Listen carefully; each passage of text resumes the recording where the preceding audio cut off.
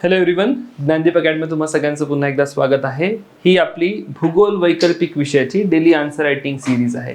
तर रोज एक सकाळी आपण प्रश्न घेतोय आणि संध्याकाळी त्याचे काय उत्तर असेल हे व्हिडिओच्या माध्यमातून तुम्हाला लक्षात येते. तर यूपीएससीचे सिलेबस असेल किंवा एमपीएससीचे जे वैकल्पिक विषयाचं जिओग्राफीचं सिलेबस आहे त्याला अनुसरून आपण ही सगळी आन्सर रायटिंग प्रॅक्टिस या ठिकाणी करतो. काही पीवायक्यूज घेतो, काही जे प्रॅक्टिस क्वेश्चन्स आहेत ते या ठिकाणी आपण करत असतो. तर डेली हे जे सेशन्स आहेत नक्की बघत चला. यासोबतच भूगोल वैकल्पिक विषयाची जर तुम्हाला ऑनलाईन किंवा ऑफलाईन बॅच लावायची असेल तर प्लीज मला या नंबरवर तुम्ही कॉन्टॅक्ट करू शकता.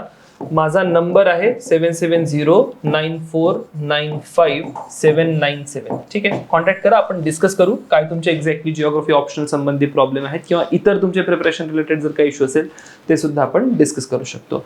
मुव्हिंग ऑन टू आजचा क्वेश्चन. आजचा जो प्रश्न होता अगेन एकदम स्टॅटिक प्रश्न होता. तुम्हाला माहिती आहे की दर शुक्रवारी आपण क्लासरूम मध्ये येऊन क्वेश्चन्स कंप्लीट करतो आणि आज मी तुम्हाला टार्गेट दिलं होतं की 30 मिनिटांमध्ये 50 मार्कचा क्वेश्चन पेपर कंप्लीट करायचा आहे, राईट. तर त्यामध्ये मी तुम्हाला 3 प्रश्न दिले होते. एक प्रश्न होता 20 मार्कचा, दुसरे 2 प्रश्न होते 15-15 मार्कचे.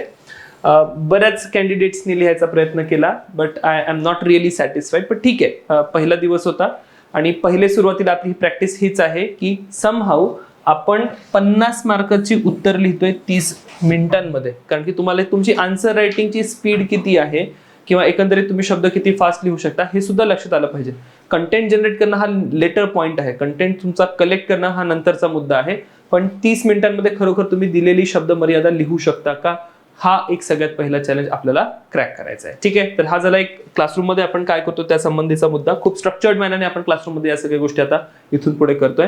Now moving on to question. Question मध्ये विचारलं होतं भूपट्ट विवर्तनिकी संकल्पना स्पष्ट करा व त्या संबंधी विविध पैलूंवर प्रकाश टाका. कालचा जर प्रश्न तुम्ही बघितला त्यामध्ये डायरेक्ट बाउंड्रीज कम्पेअर करायला सांगितले होते की compare and contrast different type of plate boundaries, विविध प्रकारच्या भूपट्ट सीमांवर तुलना करायची होती. आज थोडा अजून डिटेल प्रश्न आहे, सेम टॉपिक आहे. आता सेम टॉपिकवरच प्रश्न काय, कारण की हा टॉपिक खूप मोठा आहे, राईट. 2-3 प्रकारे या टॉपिकवर प्रश्न विचारले जाऊ शकतात आणि आपण प्रयत्न करतो की ज्या ज्या प्रकारचे प्रश्न इथे विचारले जाऊ शकतात ते सगळे प्रकार आपण समजून घेऊ.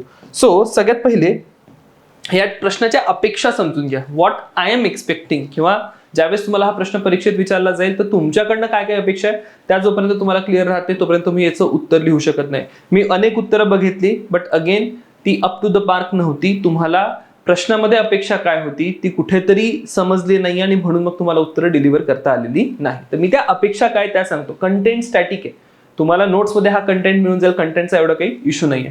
सगळ्यात पहिले संकल्पना स्पष्ट करायची होती की आपण भूपट्ट विवर्तनिकी नेमकं कशाला म्हणतो आहे हे या ठिकाणी तुमचा स्पष्ट झालं पाहिजे. आणि त्यानंतर दुसरा जो पार्ट आहे की या भूपट्ट विवर्तनिकी संबंधी जितके पैलू असतील विविध पैलूंवर तुम्हाला प्रकाश टाकायचा. म्हणजे विविध पैलूंवर प्रकाश टाकायचा म्हणजे काय ते पण या ठिकाणी सांगतो. बघा, सगळ्यात पहिला जो पार्ट असेल तुमच्या आन्सरचा तो काय असेल की जे भूपट्ट विवर्तनिकी शब्द आहे हा तुम्हाला काय सुचवतोय, राईट. तर भूपट्टांचा अर्थ सांगा, विवर्तनिकीचा अर्थ सांगा एकदम शॉर्ट मध्ये की भूपट्ट म्हणजे खंडांचे जे ताठर भाग आहेत त्यांना भूपट्ट म्हणतो आणि विवर्तनिकी म्हणजे ज्या काही त्याच्याशी संबंधित प्रक्रिया असतील ते तुम्ही स्पष्ट करा.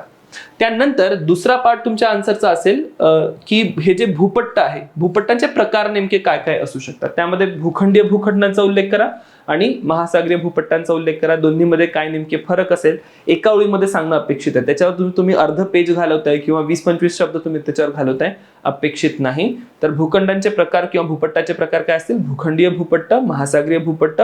आणि महासागरीय भूपट्ट हा पातळ असतो पण घनत्व जास्त असतात. एवढ्या शब्दांमध्ये मी हे भूपट्टांचे प्रकार भूखंडीय आणि महासागरीय स्पष्ट करतोय. त्यानंतर मोठ्या भूपट्टांना प्रमुख भूपट्ट, लहान भूपट्ट आपण म्हणतो किंवा लहान आकारचे भूपट्ट असतील किंवा सूक्ष्म भूपट्ट असतील अशाही प्रकारचं एक वर्गीकरण आपण इथे प्रस्तुत करणं अपेक्षित आहे. हा एक पार्ट आहे, राईट.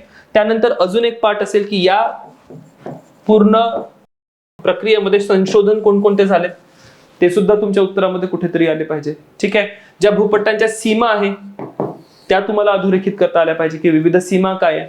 भूपट्टांच्या ज्या हालचाली आहे हालचालींची प्रक्रिया तुम्हाला या ठिकाणी सांगता आली पाहिजे. तर पैलू नेमके काय काय, राईट, काय काय गोष्टी ऍड्रेस करायचे आहेत ते पहिले सांगतोय. मी उत्तर काय लिहिले ते नंतर दाखवतोय, पण हे सगळे पैलू तुम्हाला स्टेप बाय स्टेप करता आले पाहिजे आणि इन दी एंड तुम्हाला मूल्यांकन करता आलं पाहिजे की सकारात्मक बाजू काय आहे आणि उणिवा याच्यामध्ये आपल्याला काय आढळतं. तर अशा प्रकारे जर तुम्ही एवढे पैलू ऍड्रेस करत आहात देन ओनली ही जी 20 मार्कची अपेक्षा आहे यामध्ये त्या 20 मार्कच्या प्रश्नाचं उत्तर तुम्ही देतात. अदरवाईज तुमचं उत्तर जे असेल खूप वरवर सुपरफिशियल उत्तर असतील त्याला मार्क पडणार नाही.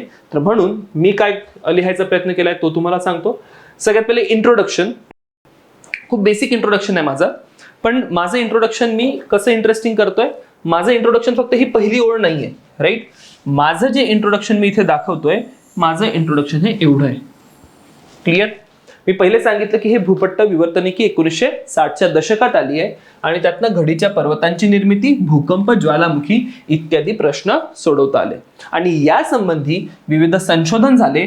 त्यामध्ये मी मेकेन्झी पार्कर, डब्ल्यू.जे. मॉर्गन, ली पिचन, टुझो विल्सन, हॅरी हेस, वाईन आणि मॅथ्यूज या सगळ्यांची नावं याच ठिकाणी दिलेली आहे. ठीक आहे. तुम्ही बघू शकता की लगेच माझा जो इंट्रोचा पहिला पार्ट आहे त्यालाच लागून माझा हा इंट्रोचा दुसरा पार्ट आहे.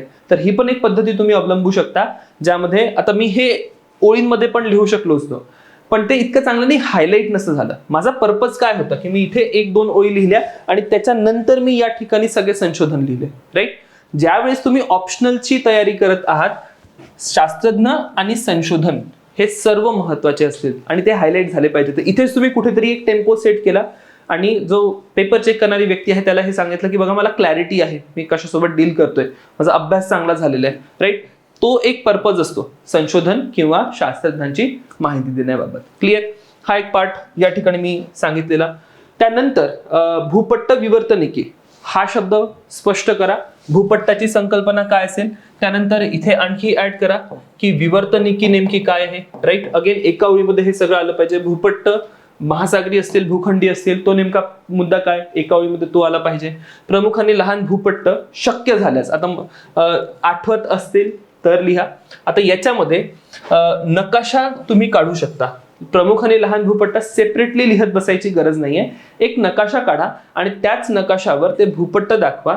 त्यामध्ये प्रमुख भूपट्ट काही दाखवा, काही लहान भूपट्ट दाखवा. That should be sufficient. Separately जर तुम्ही नकाशा पण काढताय, सेपरेटली प्रमुख भूपट्ट लहान भूपट्ट काढताय, वेळ पण चाललाय, ऍट द सेम टाइम तुमची स्पेस जी आहे स्पेस पण कॉम्प्रोमाइज होते.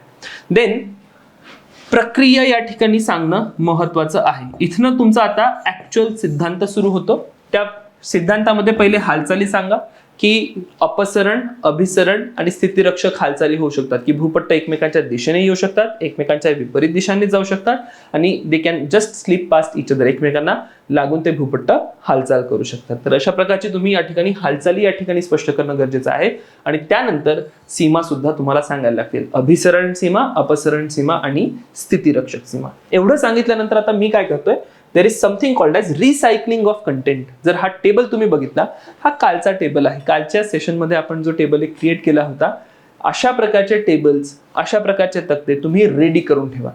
क्लिअर. आणि कंटेंट रिसायकलिंग हा तुमच्या पूर्ण जीएसचा पेपर असेल किंवा ऑप्शनलचा पेपर असेल, कंटेंट रिसायकलिंग इज मस्ट. खूप चांगली प्रॅक्टिस असते. तुम्ही तुमच्या कॉपीमध्ये असा कंटेंट रेडी करून ठेवायचा.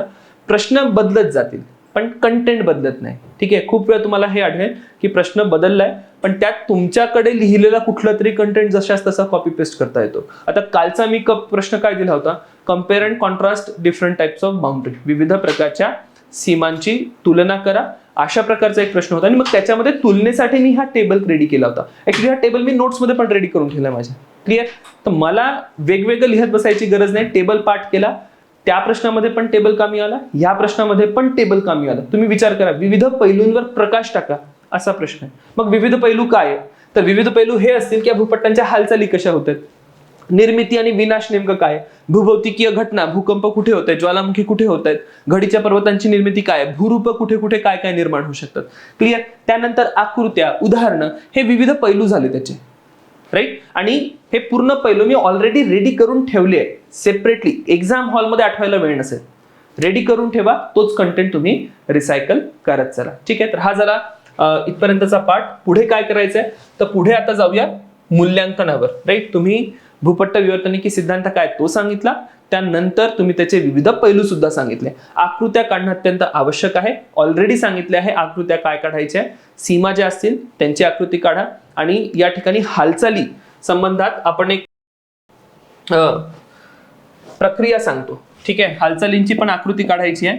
स्लॅब पुल आणि रिज पुश अशा प्रकारची एक आकृती आणि हे मेकॅनिझम तुम्हाला सांगणं गरजेचं आहे. तर याची एक आकृती असेल, बाकी मग अपसरण, अभिसरण आणि ज्या स्थितिरक्षक सीमा आहे त्याची आकृती असेल. तर जवळजवळ 4 आकृत्या, एक नकाशा, इतका कंटेंट तुमचा यावर आला पाहिजे. फर्दर मूल्यांकनामध्ये जर जायचं झालं तर काही सकारात्मक बाजू आहे, कारण की खूप दशकांपासूनचे जे प्रलंबित प्रश्न होते हे आपल्याला भूपट्ट विवर्तनिकी सिद्धांताने सोडवता येतात. ऍट द सेम टाइम घडीच्या पर्वतांच्या निर्मितीबाबत आपल्याला काही माहिती मिळते आणि इतर भूभौतिकीय घटना ज्या असतील त्यांच्याबाबत सुद्धा आपल्याला अधिकृत स्पष्टता येते. त्यानंतर ही संकल्पना अत्यंत वैज्ञानिक आहे, right. One of the most scientifically acceptable कुठली जर थिअरी असेल जिओग्राफीमध्ये तर प्लेट टेक्टॉनिक्स ही त्यातली एक थिअरी आहे. हा सुद्धा मुद्दा मी इथे सांगणार आहे. आणि मग उनिवा या ठिकाणी सांगायचं झाल्या, घडीच्या पर्वतांची आपल्याला माहिती तर मिळते पण 100% क्लॅरिटी भूपट्ट विवर्तनिकीमधनं येत नाही. आता मी घडीच्या पर्वतावर इतका एम्फसिस का करतोय, क्लासरूम मध्ये पण सांगतो की जेही भूगोलकार आहेत, भूगोल विषयाचा अभ्यास करणारे आहेत, 100 वर्षांपूर्वी त्यांच्या मनात एकच प्रश्न होता, तो म्हणजे घडीच्या पर्वतांची निर्मिती कशी झाली. सगळ्यांना तो प्रश्न सोडवायचा होता. क्लिअर.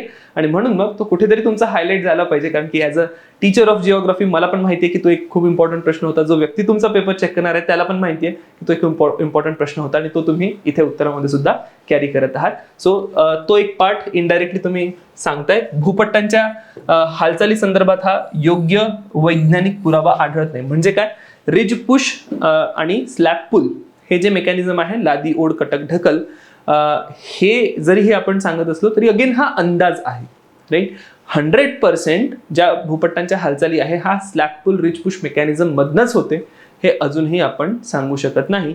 तर भूपट्टांच्या हालचाली किंवा ज्या प्रकारे भूखंड अपवहनामध्ये याचं उत्तर मिळत नव्हतं, FB टेलरच्या याच्यात उत्तर मिळत नव्हतं किंवा अल्फ्रेड वेगनरच्या याच्यात उत्तर मिळत नव्हतं, सिमिलरली भूपट्ट विवर्तनिकीमध्ये सुद्धा याचा 100% आन्सर मिळालेलं नाही.